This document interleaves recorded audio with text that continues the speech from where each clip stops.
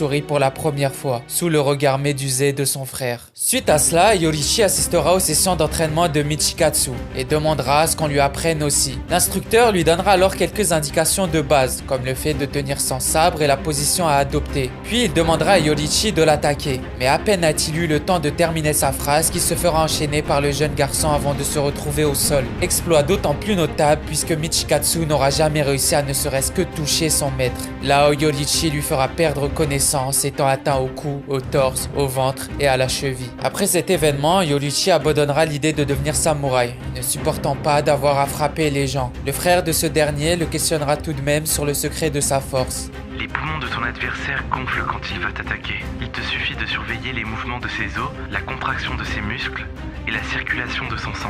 Nous apprendrons alors qu'à son jeune âge, Yorichi, en plus de posséder la marque des pourfendeurs, maîtrisait également le monde transparent. Michikatsu réalisera alors que le frère qu'il méprisait tant était bien plus fort que lui. Michikatsu n'aura de cesse de vouloir devenir meilleur, de vouloir maîtriser la voie du sabre, tandis que Yorichi montrait plus d'intérêt à des jeux d'enfants plutôt qu'à la voie du guerrier, n'ayant que faire de ses compétences uniques. Le père des jumeaux apprendra plus tard les exploits de Yorichi. C'était décidé. Yorichi sera son successeur et Michikatsu s'en ira au temple à l'âge de 10 ans, voyant ainsi son rêve de devenir samouraï s'envoler. Puis un soir à 3 h du matin, Yorichi rendra visite à son frère, lui informant du décès de leur mère. Michikatsu lui demandera ce qu'il s'est passé et Yorichi esquivera la question, lui informant de son